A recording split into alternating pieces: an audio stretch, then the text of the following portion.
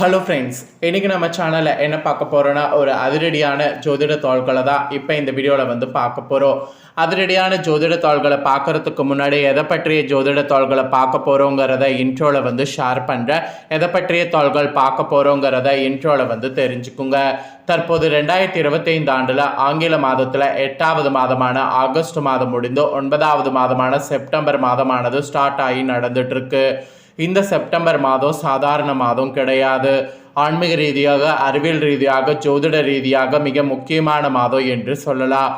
இந்த மாதத்தில் நிறைய சம்பவங்கள் நடக்கும். அதனாலேயே இந்த மாதம் இந்த மாதிரி முக்கியமான மாதம் என்று சொல்லப்படுது. இந்த மாதத்தில் ஒரு முக்கியமான நாள்னா அது வந்து செப்டம்பர் 7ஆம் தேதியே சொல்லலாம். ஏன்னா அன்னைக்கு பார்த்தீங்கன்னு வச்சுக்கோங்களேன், இந்த ஆண்டுடைய இறுதி சந்திர கிரகணமானது நடைபெற்றது. ஆவணி 22ஆம் நாள் ஞாயிற்றுக்கிழமை ஆவணி பௌர்ணமிக்கு அன்னைக்கு இந்த ஆண்டுடைய இறுதி சந்திர கிரகணம் இந்திய நேரப்படி இந்தியாவில் பார்த்தீங்கன்னு வச்சுக்கோங்களேன் நல்லா தெரிஞ்சது நடந்தது. அதை தொடர்ந்து கிரகங்கள் ஒன்றோடு ஒன்று சேர்ந்து நிறைய யோகங்கள் உருவாகுது.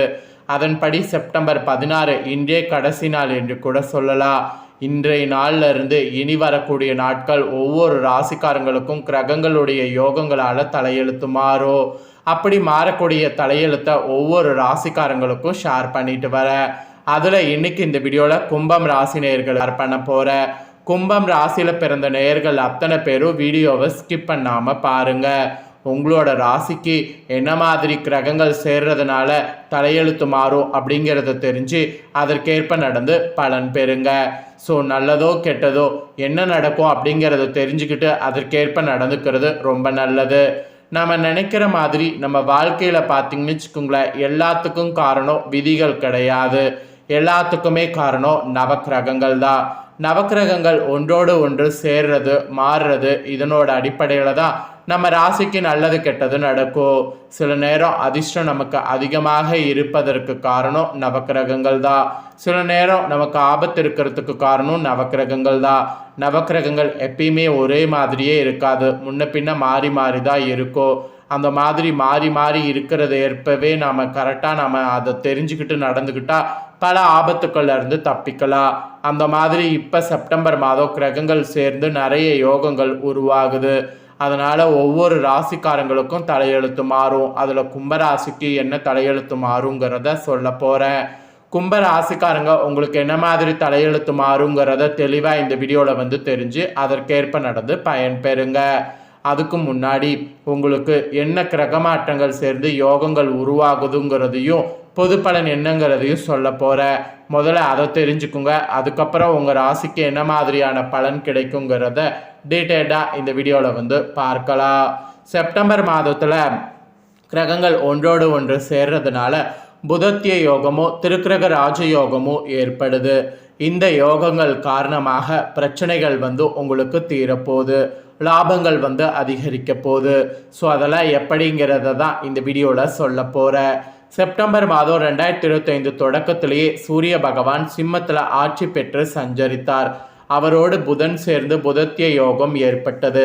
சிம்மத்தில் சூரிய புதன் கேது ஆகிய கிரகங்கள் சேர்ந்து திருக்கிரக சேர்க்கையும் ஏற்பட்டது. இதனால் இந்த டைம் பல சுபயோகங்கள் உருவாகுது.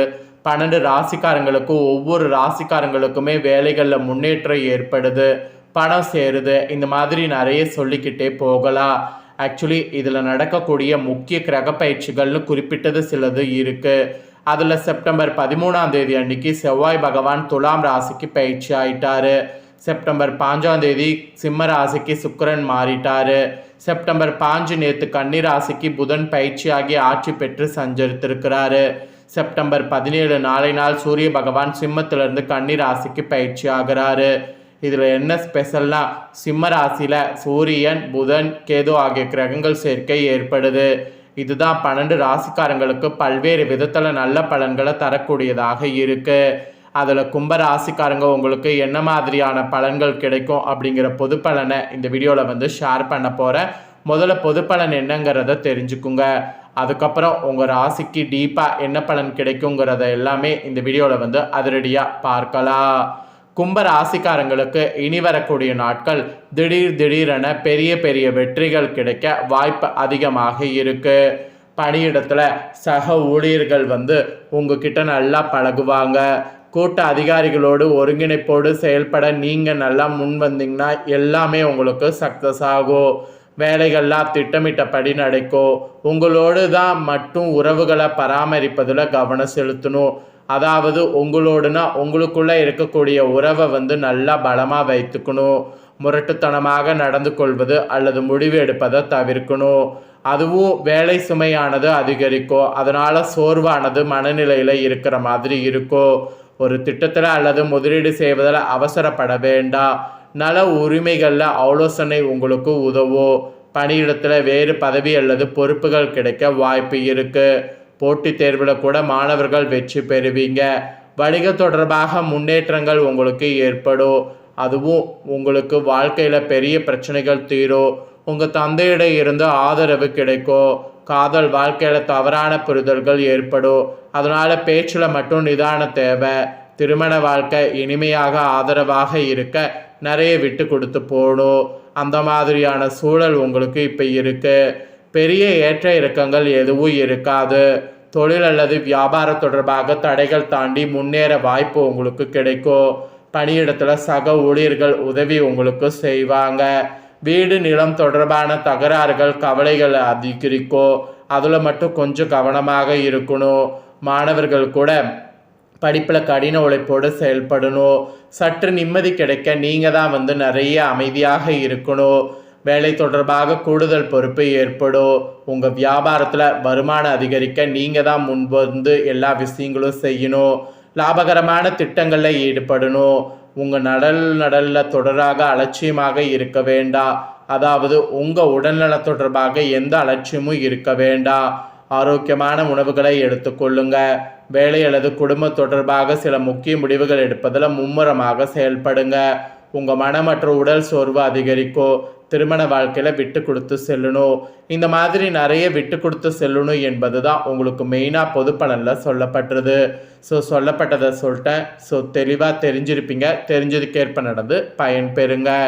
இப்போ உங்கள் ராசிக்கு சிறப்பு பலனாக என்ன பலன் கிடைக்குங்கிறத சொல்ல போகிறேன். கும்பராசி என்பர்களே, சிறப்பு பலனாக என்னங்கிறத தெரிஞ்சுக்குங்க. நீங்கள் இனி வரக்கூடிய நாட்கள் புது சிந்தனைகள்லையும் மாறுபட்ட புதுமையான கருத்தையும் கொண்டு சிறந்த தத்துவங்களை கூறி செயல்படணும். ஆக்சுவலி அனைவரோடு நட்போடு பாராட்டோடு இருக்கணும். அதுதான் உங்களுக்கு ஃபஸ்ட்டு சொல்லப்பட்டிருக்கு. இப்படியெல்லாம் இருந்தீங்கன்னா சிறப்பு பலன்களாக உங்களுக்கு உத்தியோகத்தில் இருக்கிறவங்களுக்கு இது கிடைக்கும் என்பது குறிப்பிடப்பட்டிருக்கு. உத்தியோகத்தில் இருப்பவங்களுக்கு வெளியூர் செல்வது மற்றும் அடிக்கடி பயணங்கள் மேற்கொள்வது போன்றவை எல்லாமே இந்த டைம் ஏற்படும்.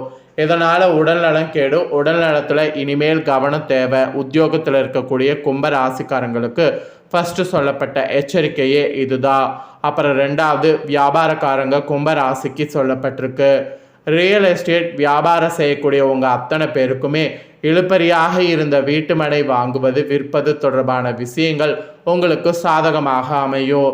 அதனால் வியாபாரம் செய்யக்கூடிய வியாபாரக்காரங்க ரொம்பவே இதாக செயல்படணும். அதாவது உங்களுக்கு சாதகமாக அமையுங்கிறதுனால இந்த நாட்களை நல்லா பயன்படுத்தி முன்னேறணும். அப்புறம் குடும்ப தலைவிகளுக்கு சொல்லப்பட்டிருக்கு. குடும்ப தலைவிகளாக இருக்கக்கூடிய கும்ப ராசிக்காரங்களுக்கு குடும்ப பிரச்சனைகளின்றி சுமூகமாக செல்லும். உங்கள் நகைகளை இரவல் கொடுப்பது வாங்குவது போன்ற செயல்களை இந்த டைம் தவிர்ப்பது நல்லது. அதை நீங்கள் மேலும் மேலும் பண்ணிங்கன்னா அது உங்களுக்கு தான் பெரிய நஷ்டத்தை ஏற்படுத்தும். அதனால் தயவு செய்து அதை பண்ணாதீங்க. அதுக்கப்புறம் கலைஞர்களுக்கு சொல்லப்பட்டிருக்கு. கலைஞர்களுக்கு படப்பிடிப்பின் போது மற்றவர்களிடம் அதிக நெருக்கம் வைத்து கொள்ள வேண்டாம். மெயினாக பொது விஷயங்களை கலந்துரையாடல் செய்வது நல்லது. அப்போ தான் எல்லாத்துலேயுமே நல்ல பலன் கிடைக்கும். அப்புறம் ஃபைனலாக மாணவர்கள் விளையாட்டில் இந்த டைம் கவனம் செலுத்துவது போன்று நல்லது. உங்களுடைய படிப்பிலும் கவனம் செலுத்தணும். உங்கள் பெற்றோர் மற்றும் ஆசிரியர் அன்பை பெறுவதற்கு அது ஒன்றுதான் வழி. நன்மதிப்பெண்களை பெற கவனமாக இருக்கணும். ஆக மொத்தம் இந்த டைம் உங்களுக்கு இதுதான் பலன் என்பது குறிப்பிடப்பட்டிருக்கு. பரிகாரம் என்னன்னா, முனீஸ்வரருக்கு செவ்வாய்க்கிழமை பொங்கல் படைத்து வணங்கணும். இதை நீங்கள் பண்ணிங்கன்னா ஓரளவு உங்களுக்கு நல்லது நடக்கும். அதனால் இந்த ஒரு பரிகாரத்தை மறக்காமல் பார்த்தீங்கன்னு வச்சுக்கோங்களேன், செய்யுங்க. இந்த பரிகாரம் நீங்கள் செய்கிறதுனால உங்களோட தலையெழுத்து நிச்சயம் மாறும்.